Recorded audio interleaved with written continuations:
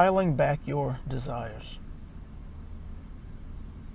So many would-be powerful conscious creators tend to dial back their desires or fall short of their highest intention, the intention that they have imagined at the moment, because they have failed to build the trust in themselves. They failed to build the confidence in themselves, these ideas being your ideas, not ours, for Source does not participate in the thought of the idea of confidence or the idea of value. There's no need to, for those spectrums of thought systems, those spectrums of belief only exist in humanity. They do not exist in Source, where there's no reason to consider value when you are it. You are that. You are that from which all things flow. There's no reason to consider the idea of confidence, because there's no lack of confidence, which means there's no confidence. This, both being two ends of the same spectrum, the spectrum doesn't exist in Source. It's not given a thought. But so many would-be conscious creators dial back their desires, fall short of their desires, if you want to just put it that way, because they fail to build the trust. They fail to build the knowing that they are creating. That's why we suggest that you slow things down a bit in the beginning.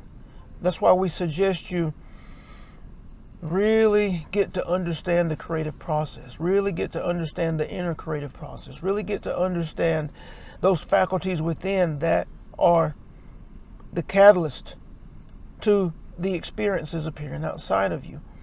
Take time to then begin to build a catalog of proof where you know that you instigated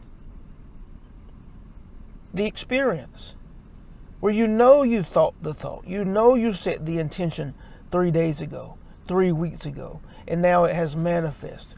The more you make your list, the more you build the facts of the truth that you are creating, the less you can contend with yourself, the less you can argue with yourself as to whether or not it works, as to whether or not you are doing it, as to whether or not you are the ultimate power in your life, and whether there's anything outside of you that is keeping you from an intention, keeping you from a desire. For there is not. You are the maker of that which has been terrible, and you are the maker of that which has been beautiful. And with the discipline and the consistency, you can become aware that I was thinking and feeling that way, and here it is reflected back to me.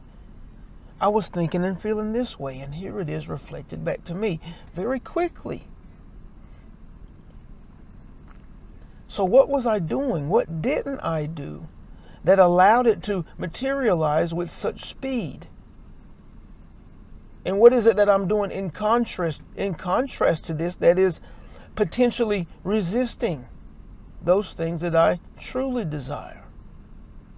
The well-being, the abundance, all of those things that you believe are critical to your life experience on your plane of existence, and how it is materializing for you in your verse.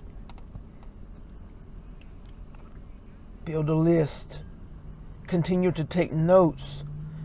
Be aware. Be meticulous at being aware of the thought patterns, of the feelings, so that you can remember the fact that you thought it, that you created it, you established it a period of time ago, and now it has manifested. This is important. Again, this is why we suggest that you slow down and really build a firm foundation on which you can become a powerful conscious creator. First, becoming aware of the process. Second, becoming aware of how you are engaging the process and that it is true and real. Third, beginning to be intentional. Focusing on being intentional in every moment. Setting your intention for the day. Setting your intention as you move through your day. as you change scenes, as you change frames from room to room in your house, interacting with this person and that person in your home, within your family, before you step into the store, before you walk into the building, before you go to your job, being intentional.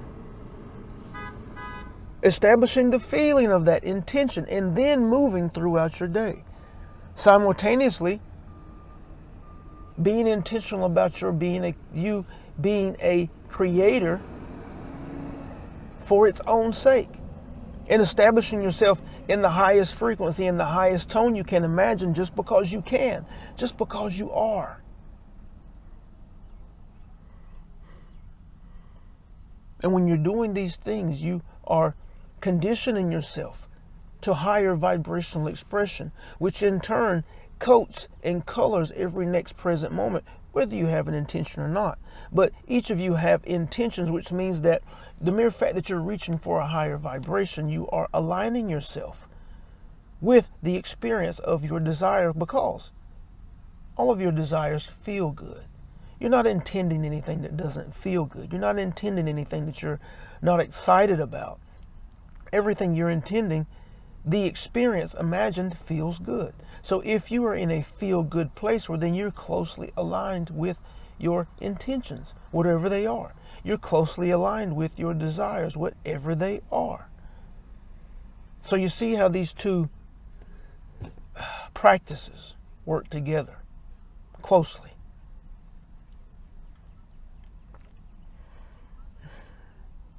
And lastly, we suggest that you, for a period of time, take your eyes off of manifest reality. Take your eyes off of that which is occurring to your friends, to your family, in the news, on your social media. For the mind of humanity is fixed on all things low vibrational. The mind of humanity is drawn to pain, is drawn to suffering. And that's why it is constantly being materialized in experiences around you.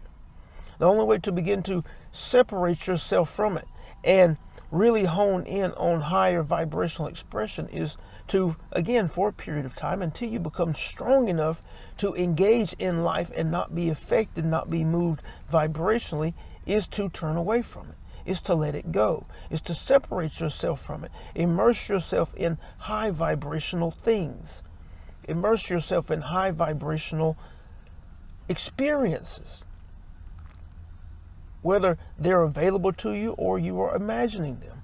Immerse yourself in good experiences, high experiences, beautiful things, amazing things, and feel the feeling of those things. Again, physically expressed or imagined. To begin conditioning your body, to begin conditioning your mind to those types of experiences, conditioning yourself so that those experiences become your dominant idea, and you begin to look for them unconsciously. You begin to see the beauty in the world. You begin to see the joy in the world. You begin to see the success in the world. That which you are seeing consistently is a reflection of who you are. That's why you're sorting for it. That's why you're seeing it. A perfect example of this that we have mentioned is the car that you drive. If you have a car, you see that car everywhere. Why? Because you're unconsciously, your focus and your attention is on your vehicle. You get in and out of it almost every day. You know that specific vehicle is in your driveway, or at least it should be. So your focus is on it, your attention's on it. And the creative process is at work as it pertains to your vehicle, and evidence of your vehicle is always on approach. You're always seeing it. As you drive through your towns, as you drive through your cities, outside of your city, when you go on vacation, you still see your car. This is the creative process at work. So if you want to turn away from low vibrational experiences, if you want to turn down the frequency of low vibrational experiences in your world, in your verse, you must take your attention from it.